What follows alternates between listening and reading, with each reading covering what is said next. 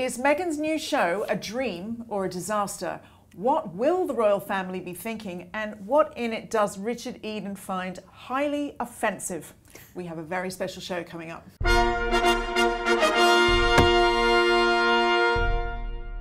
Hello and welcome to an emergency episode of Palace Confidential. It's put out on a Tuesday as we react to Meghan Markle's new show, With Love.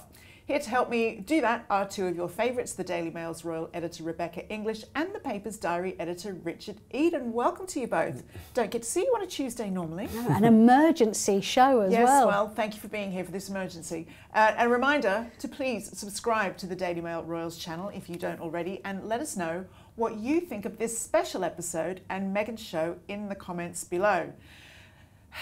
Looking forward to that, I think. Let's get to it. Richard, what was your first impression? First impression was, I got up early, I was there watching it at 8 o'clock. Wow, that is early for you. I'll be honest, I had quite low expectations, but I do like cookery programmes. I like, sort of Jamie Oliver and things like that. So I was hoping it would be like that. But it was just very, very boring. I mean, look, I admit... That is not the reaction she will be hoping. I'm probably not the target market, I would imagine. But, in the first episode, it was her with her good friend, makeup artist, Daniel Martin. And I'm sure he's a wonderful makeup artist, but by golly, he's dull. He really is.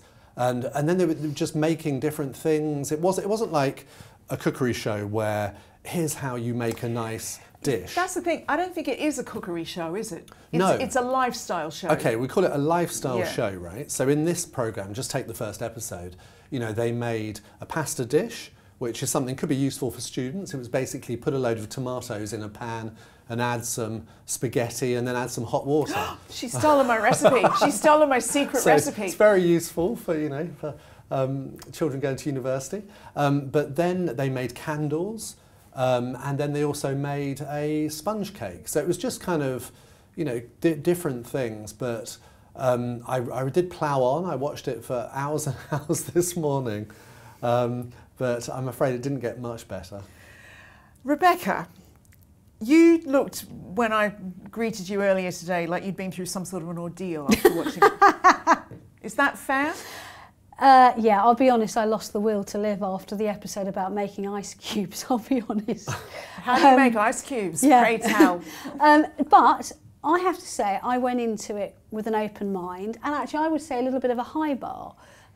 Because I think she was very successful, or moderately successful, with the TIG, with her pre-Harry lifestyle website and blog. So I thought, actually, this is something she knows something about. But I'm very much like Richard. I couldn't really work out what she was trying to say. I couldn't really work out who she was trying to appeal to. There was lots of, oh, Meghan, aren't you wonderful? Oh my God, it's so amazing. Lots of kind of, joyful faces as they're licking cream off spoons. But it just didn't seem very relatable to me, I have to say. Here's the thing that is the stumbling block for me. I think my understanding of it going in is that it's a lifestyle show that portrays for her fans and people interested Meghan's lifestyle, how she lives her life. It's not even filmed at her house. No, and she was making a point actually in one part of it of saying, look, this is not just for people who've got grand estates in California. You could do this in your little flat in London. You could grow edible flowers or vegetables. I can't grow fake grass in my London garden. No. It's like I just don't have the sunlight that they do in California. Exactly. But she was saying that at the same time as she was harvesting vegetables and fruit that had been grown for her by somebody else at somebody else's house. So again, it just goes back to this relatability factor, and I just don't see who it was appealing to. I mean, there's often, in these cookery programmes, they nearly always use a studio or whatever because, you don't want to have vast numbers of crew in your own house. So we understand that. But if you're selling your lifestyle as a brand, a la Martha Stewart, then you do, a la Delia Smith in the 80s. Well, what I was going to say is this takes things to a new level because, as I say, like one episode would start with her harvesting blackberries from the garden and talking about how she likes to do that in the morning. And then everyone knows that's not her house. So then you're thinking, this is a bit phony. It's weird, isn't it? But what did you make of the use of the children in it, Richard? Yeah, this is really interesting actually, because Prince Archie and Princess Lilibet didn't feature in it in the sense that they didn't appear, but they were constantly referred to because it was Meghan as a mother talking about how she likes to cook for them, look after them. They were preparing for a children's birthday party at one point, so they kind of loom very large. But also they featured heavily in the promotion of the programme. That she gave an interview to People magazine where she talked about them, and crucially on social media, on Instagram, there was a video of Princess Lilibet with Serena Williams and her children, and that was to promote the programme. And so do you think that built in an expectation around the children being in the show? Well, and also it did with me, because Serena Williams, I thought, oh, so she's obviously one of the guests, but yes. she's not in this series. So I wonder if that was a sort of favour to help promote it. But, I mean, there's no two ways about it. She's using the children to promote her programme. Well, she does talk a lot, doesn't she, Rebecca? She refers to herself as Mama throughout the show. Yeah, there's a lot of third-person references, I have to say, which for me personally is a bit of a turn-off. For Rebecca English personally, say that. Yeah, it's a bit of a turn-off. I mean, I should say that I think there's some good things about it. I mean, I think the cinematography, or however you describe it, looks gorgeous. Was beautiful. Yeah. I mean, I would love to have a Californian mansion and estate and kind of wander around in my sundress waving, bunches of flowers in the air. It's a very beautiful lifestyle, but it's just obviously one I'm clearly never going to be able to afford. Oh, who knows? Who knows? That's blown my illusions about your salary as the royal editor. I thought you were on millions. Richard, one thing I have noticed, there's been a lot of discussion, seems to be a mini stir caused by the Sussex name that's been mentioned in it. Yes, this was one of the few genuinely interesting bits in the series. Was when, so in the second episode, her guest was Mindy Kaling, the actress, writer, comedian, and she has to be said she doesn't know Meghan very well. She only knows her because she appeared in the Archetype series that Meghan produced for Spotify. And so she comes round and they're chatting, and then she makes a reference to Meghan Markle. And that seemed to go down really badly. Meghan actually kind of sort of stopped her and said, no, it's funny, you keep saying Meghan Markle. Yeah. And I thought it was so interesting. It's this breezy tone, but the voice is a little tighter. Yeah. I mean, it did seem like, whoa, like a real insight into her character. But she stopped her dead and said, no, actually, now I'm Meghan Sussex. And, that was, to be honest, that was sort of news to all of us, because we didn't realise that they were using these titles. And I think I should explain a bit about it. So their children, for example, Archie and Lilibet, on their birth certificates are Mountbatten Windsor, which is the royal family surname. Well, this is where the argument's been online today, isn't it? Because some people think that that's their surname. Yes, so it is. Yeah. But since they became the Duke and Duchess of Sussex, the family can also use the Sussex title. So we have that for aristocrats in this country. You might have, let's take, say, the Duke of Marlborough. His family name is Spencer Churchill, but he might call himself Jamie Marlborough. And, you're perfectly entitled to do that. So they've obviously chosen to use the Sussex name in the same way that Harry used to be known as Harry Wales when he was in the armed forces. But it's definitely interesting, and very interesting that she should choose to sort of stop her friend when she was saying that. And you do wonder why. It was quite odd. Sorry to interrupt, but poor Mindy Kaling looked a little bit kind of chastised. And yes. said, oh, well, now I know. That's wonderful. What, if anything, can we read into the significance of that? Like, really being emphatic about I'm a Sussex. I think a switch was slightly triggered, I have to say, with that comment. As you could see that she didn't like it. And actually in the People interview, she makes a point of also emphasising that she loves to be able to share the same family name as her children. Now, there are some people, myself included, that don't have the same name as their family and children. And there's a little bit of me that feels, I wouldn't say offended, because what she says doesn't really matter to me. But I think some people could. Does it make you a less committed, less loving parent if you don't have the same surname as your partner and child? I don't think it does, but obviously she wanted to make a point of that. Yeah, well, Richard, also many might be asking if it was so important to you, you know, why did you want to get away from the family that gave you that title?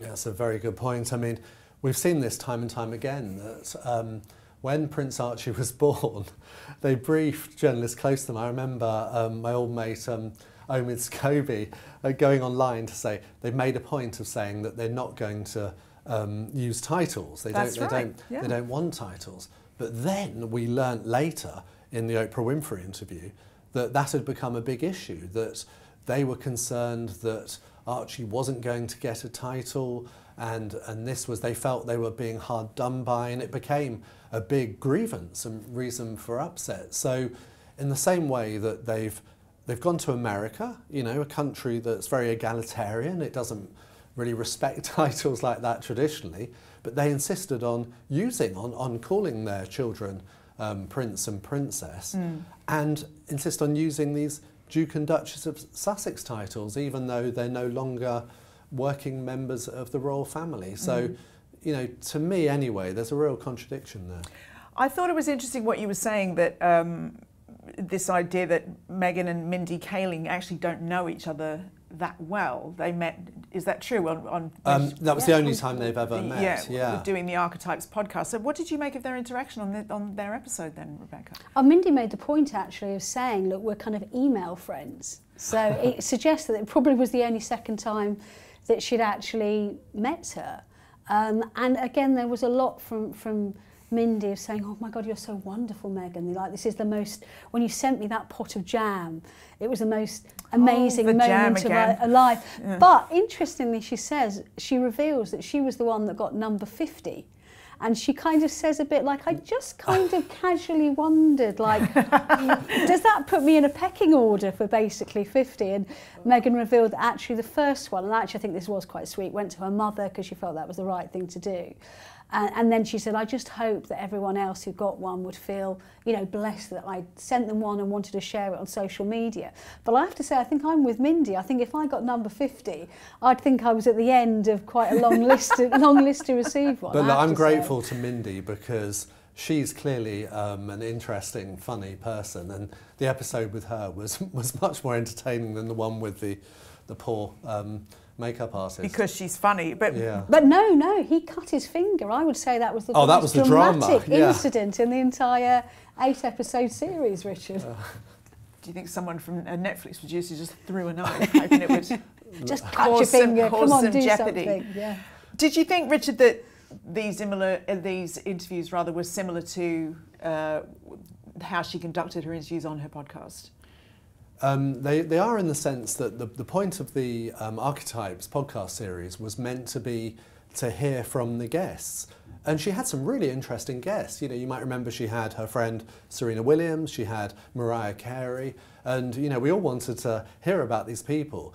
But it ended up, actually, we just heard far more about Meghan. And I think that was I personally would have liked to have had more jokes and hear more from Mindy Kaling.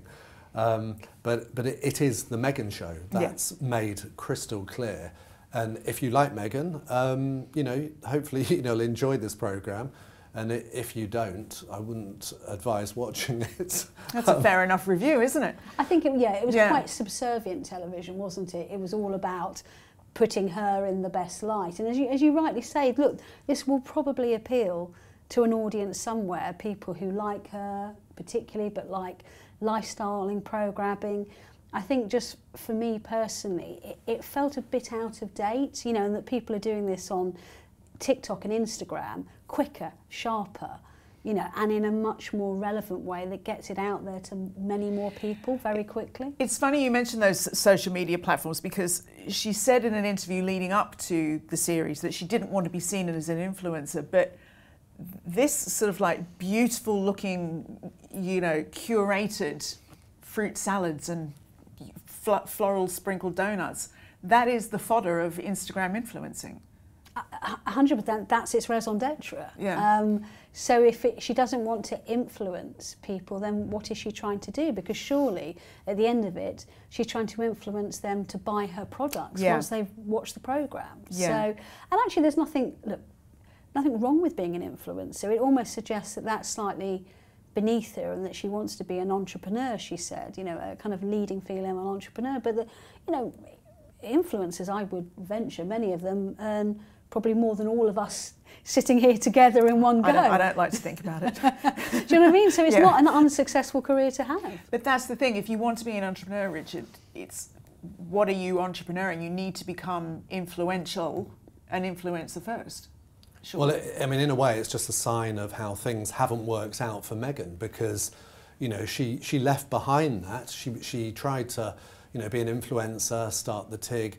I mean, no one had heard of that at the time at all. It was very minor stuff in the same way that most people hadn't heard of her. But she happily, willingly left that behind to become a princess. And then she was going to be a stateswoman, a figure on the world stage. Well, the fact she's back doing this, really, as a sort of influencer type, shows that things haven't worked out to me. Interesting. What did you make of that? There was, at the start of the Mindy episode, she says something like, you know, I realise Mindy's coming and I don't have anything to feed her. But then there's like a massive big basket of eggs on the counter and she opens the fridge and it's full. It just seems a bit... Insincere? So is it contrived? Is it like, should someone have done a different script to go with the full basket of eggs? Yeah, I thought that didn't work because we know from the sort of pre-publicity that it's not her home.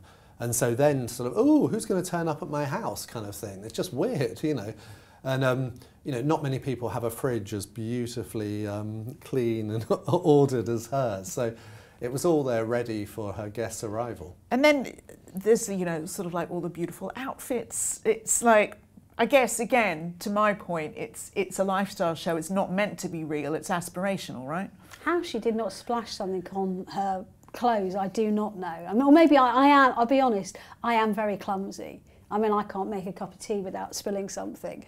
But she was pristine at the end of every episode, and I must applaud her for that, I have to say. Did you learn anything? I know the Ice Cubes episode caught your attention. There was a line, I wish I could remember the exact wording off the top of my head, but she basically said, ice cubes are great because you can put them in your drinks and to keep them cold, and they don't dissolve and add to the volume. Well, so I have to say this, because when you were talking about this earlier, it's like, do you remember when the world annihilated Pippa Middleton? That's exactly what I was about to say. Simple, sort of like overly simple Pippa tips, lifestyle tips. It's no different. Pippa no, Middleton, I think we all owe an apology to the Princess of Wales' sister Pippa for this, because everyone mocked her for the Pippa tips. It was a book, I think it was called Celebrate, and it was very similar to this. But Meghan's was even more obvious. I mean, come on, there's one episode where it's, let's prepare for a child's birthday party. So she suggests, let's make sandwiches. And you think, oh, interesting, yeah, what should we have? To be honest, that is a brave move in California, just to get the bread out, I'll be honest. We'll have ham and cheese, so they make ham and cheese sandwiches. Processed. And then she adds her personal touches. And then she thinks, how can we decorate? How can we get children excited for a party? I know, we'll have balloons. You think, thank goodness, you know, I really value that tip. But no, it got better, because actually it's quite exhausting to keep blowing up all these balloons. So Meghan had an answer for you. You buy something, which she said you can buy online. I thought you were going to say get an assistant to do it. No, you can buy online a machine which will pump up the balloons for you. Now that's brilliant. I mean, she has earned all the money that Netflix has paid her. Oh. And I noticed with those sandwiches, they cut out shapes, and that's something I think a lot of parents have been doing for years. But then she sprinkled them with edible flowers. And look, maybe I'm a very bad mother, but you know, my family and most of my children I know, if you put edible flowers on sandwich, they'd be like, ugh, but what's again, that? maybe we just... And we'd have to pick them off before they'd even eat them. But maybe we just don't know California kids. I mean, maybe California kids like Manuka honey in their party bag to take home. Oh, don't, Jo. Well, you know my feelings on this. So, in the same episode, she was making these party bags for the children to take home. And it was compostable pot with seeds in. And she said, basically, if you really want to treat them, put one of these little sticks of Manuka honey in, and I mean, it's come on, my... it is cute, but I know, like the kids would be like, you know, kids where's my lollipop? They want their Haribo, Yeah. they want their bouncy ball, and they want some plastic tat that their parent is going to throw in the bin the minute they've gone to sleep, quite frankly. You know, I'm pretty old now, but I still remember the days of getting those party bags and just pulling them out to see what sweets were in there. But Yeah. can you imagine pulling them out and finding it's a few seeds and a little... Maybe kids are just very different fork. since your day so very long ago. I know a few kids that would have probably asked to have their present back as a refund because they felt they've been shortchanged. I mean... California definitely seems to be a different world. We could be being a bit mean. It's just, maybe it's just a very different lifestyle thing. And Maybe. You know, I just, it's not one I'm used to. Well, and Meghan has missed California. She says in the final episode, Richard, that while she's making some salad, that the salad tastes like home, and I've missed California, which she's been there for 5 years now. It's like... Well, it ties in with other comments she makes in that final episode, and it's sort of, oh, how I've suffered, basically, while being in the royal family. I mean, come on, she was only in Britain for about 2 years. I mean, let's be clear, prior to that, she'd lived in Canada, in, was it Toronto, for quite a few years. 7 I think years or so. 7 Doing years. suits, yeah. 7 years. So she hadn't lived in California, you know, since she left her first husband. Let's be honest. So you know, the idea that, you know, it's so painful, but it sort of just ties into that sort of victim mentality, really. Do you think, Rebecca, there's any genuine insights into hers and Harry's life in the show? Well, she does mention the children a lot and the kind of things they do at home. She mentions Harry loves fried chicken.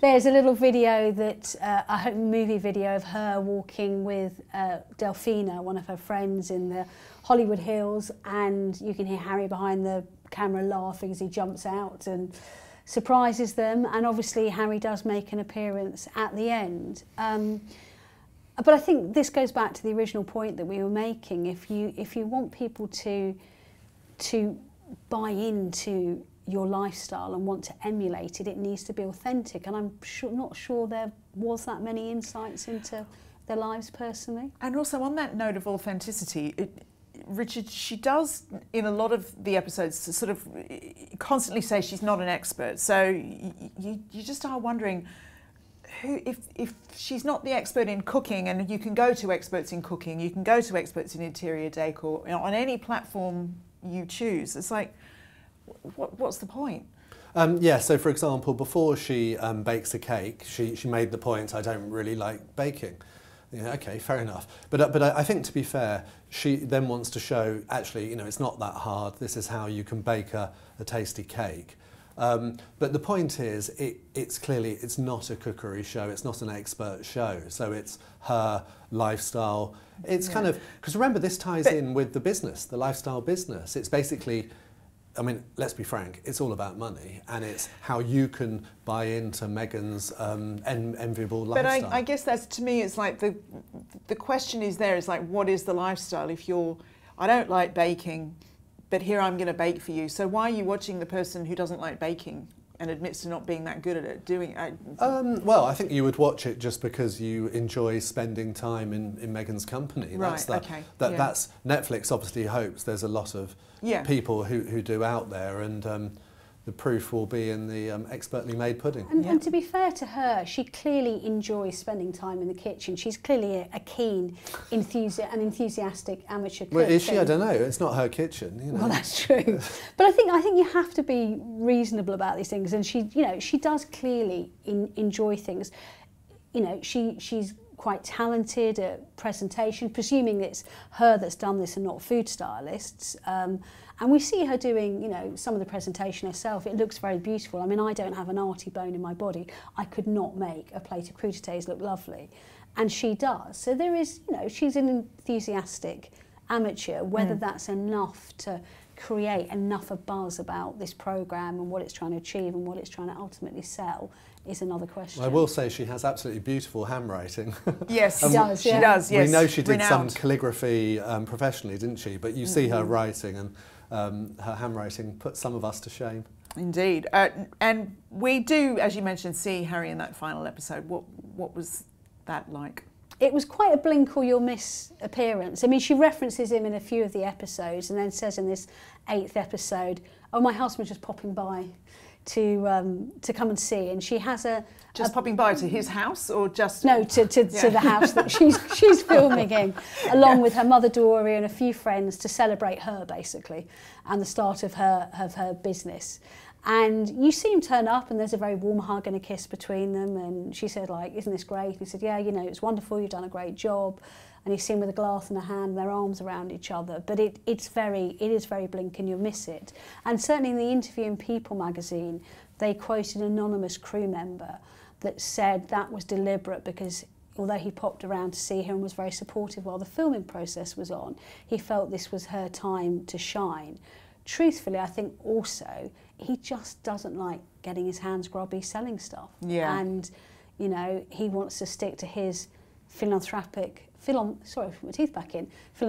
side of things and giving kind of speeches which you could get paid, you know, decent amount of money for, and leave the kind of the cold hard sales side of their life to her. Richard, there was a line that apparently upset you in the show. What was it? Well, this was her. That final episode's really interesting because it kind of shows what it's all about.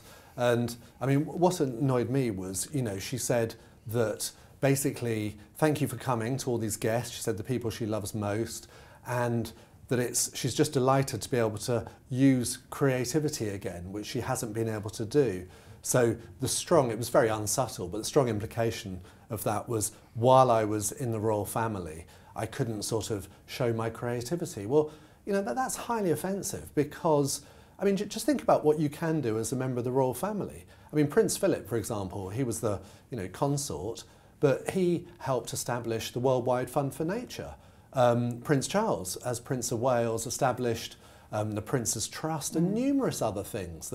And then William and Catherine now are doing all sorts with Earthshot Prize and various initiatives. So the idea that it somehow stifles your creativity, I mean, let's be clear, what she actually meant was money. It meant she couldn't make money. You know, when I first revealed that she was going to be making this programme, it was because she'd launched her lifestyle brand, and she basically then said to Netflix, you know, I want a programme to go with it to help promote the brand. That's what this is all about. I mean, Daniel Martin, the makeup artist who features in episode 1, for example, he visited Meghan at Windsor when she was still a member of the royal family. And I remember him putting on Instagram like an image of the lovely avocado on toast and stuff which she'd made for him. So she's perfectly entitled to entertain, to make what she likes, you know? So it's just, it's that victim myth, basically, that, you know, she's the victim and now she's free. It's really quite offensive. What do you think, Rebecca, that the royal family, those in royal circles, will make of it? Have they been sat around glued to Netflix this morning? I think I can safely say no. I mean, I've asked a few people. I asked someone last week about it, and they went, "Oh, when is it? Tuesday?" I mean, they were that disinterested. I don't believe they're all uninterested.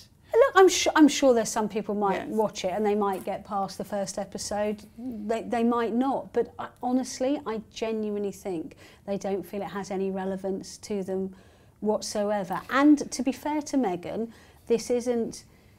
Look, I mean, you can argue till the cows come home, would she have got a deal like this and a show like this in her own right if she hadn't been married to a member of the royal family? Of course she wouldn't. Of course she wouldn't. No, I know that's the answer, Richard. I know that. But what I'm saying is, as long as she is not now using her position as a royal in an obvious way to sell it, which I don't think she is. No. Well, then she's got every right to do it if they want. And as long as she stays in her lane, I suppose, and sticks to doing that without nakedly commercialising the royal family, then they don't have an axe to grind. And we've mentioned before on this show that actually they probably would find it quite useful if it was very successful, because then they, then they won't need to be harping on about all the, digging up dirt about the royal family. Yes, I wrote a piece for Mail Plus some time ago, and it was that they were saying exactly that. Yeah. That actually, it would suit the royal family if this is a success, frankly, so that if she can make a success out of lifestyle programs, great. And speaking of the commercial elements of it, what did you make of those in the show? Yes, I mean, I think the idea really was that there would be things featured in the program which you would be able to buy, but the company just wasn't ready yet. Yeah. So there will be things that it's like a spin-off. It's sort of like almost like you saw in the program, and it will be things like edible flowers that you can sprinkle on your children's ham sandwiches. Kids love it. Or Yeah. you know, various types of jam and conserves and that sort of thing. So those will come on stream soon, but they're just not ready. But it will be that element of buy into that wonderful Californian lifestyle. And There that you does go. seem a bit of a blunder, doesn't it? Because you'd think you're going to actually make more money in the immediate term, aren't you? That people would say, oh, I like the pan she used to cook that focaccia in. I want to buy that pan. Let me click on a link and do it. Will they remember it if it comes out in a few months' time? I mean, Well, there's no question they've had problems. I mean, Yeah. remember that it was officially launched as American Riviera Yeah, Orchard. yeah. That's been abandoned now. We've got, and it's not with love, Meghan. The brand is as ever. So she's still going through or has only just started the process, really, of the trademarking and getting that approved. Now, early reviews, Rebecca, it's fair to say, haven't all been glowing and gushing. they've been pretty brutal, I have to say. Even in The Guardian in the UK, which is a left-wing leaning newspaper, is very anti-establishment, very anti the royal family, and has been, because of that, largely pretty supportive of Harry and Meghan. And their review today roasts them and basically says, well, say goodbye to your Netflix deal, because this is not going to have secured it. And they just say it's banal, it's pointless. Pretty much all of the UK reviews have been universal.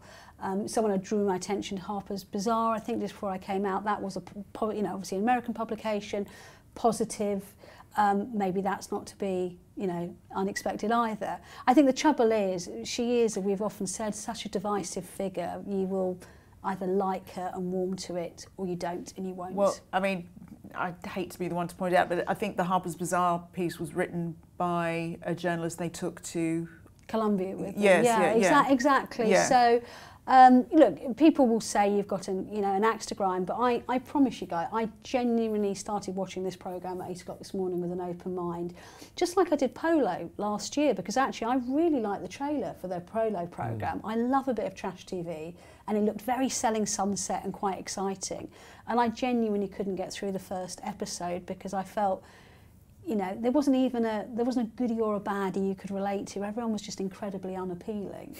And but I genuinely went into watching this programme today thinking, actually, I might learn something, I quite like the focaccia she cooked. I might give that a go. Well, the review I'm looking forward to is Jan Moyer's, which will be in the Daily Mail shortly. So she's just brilliant with words. Adopt the brace position. I've heard that she said that the series offered her all she expected and more. Okay, Excellent. well that could really go either way. On a serious note, the whole show was postponed, Richard, wasn't it, in the wake of the LA fires? But it's still very rich people in their very nice houses. Does it make much difference that it's been postponed in that respect? No, I thought that decision was odd to postpone it, really, because what difference does it make? As we say, it's meant to be a bit of sort of, I presume, escapist TV. But I think some people were presuming that there would be edits done to it in the wake of the fires, but it doesn't seem to be the case. Well, I might have missed something, but I didn't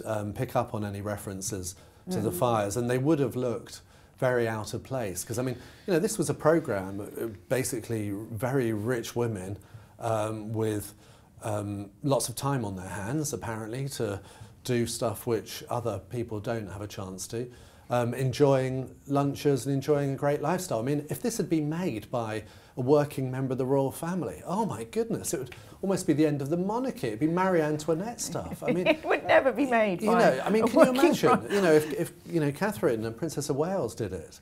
It's just unthinkable. I can't see Princess Anne going on TV making fruit rainbows, though. Although there's part of me that would love to see that. Just make it, shut up, stop fussing about it and get on with Oh, it. come on, a reality show about Princess Anne's life would be great. Yeah, Princess Anne would just hurl an orange at you and get you to peel it yourself. Yeah, that's true. She would. Now, what do you both think? Is this going to get picked up for a second series? Would this be the making of Meghan's lifestyle career? In some ways, I'm not expert enough to, on programming and how much this works. I mean, I think I've said, I think there are some people it will appeal to, the die-hard Meghan fans, some people who want to kind of have a rubberneck and a look, some people who probably like lifestyle programming. I think other people just will not want to watch it because it's her, and anything she does won't float their boat. I say, as someone who's watched every minute of the 8 episodes, which are over half an hour long, I just came away, I think, well, you saw me, my shoulders down, feeling like I'd lost about 4 hours of my life. And a failure as a mother because you... Because I don't sprinkle edible flowers on my children's. Well, my prediction is there could be another series, but essentially only if Harry and Meghan agree to give more of themselves to Netflix, that in addition to this, they do something like the series they did before, which was a big hit, which I'm afraid will involve talking about the royal family again. I think if they want a lot more money from Netflix, they will have to do something like that. I think I'm pretty confident in saying that no way will they get another lucrative deal for programmes like this. And interesting, that's what the Guardian review that I mentioned a few questions earlier said, people... The one project they've had that's been very successful involved a lot of whinging, a lot of cattiness about the royal family, a lot of family put my teeth back in again, a lot of family revelations, and that's the one thing they've done that's been very successful. Everything else they've done trying to branch out of that has been an unequivocal flop. So, well, if you want to check it out, Meghan's new show, as ever, is on Netflix, and though you may feel after that we've done the work, so you don't have to. We will be back on Thursday with a new episode of Palace Confidential. We definitely hope you tune in for that. Just time to say thanks to Rebecca, Richard, and to you for watching, and we'll see you then. Bye-bye.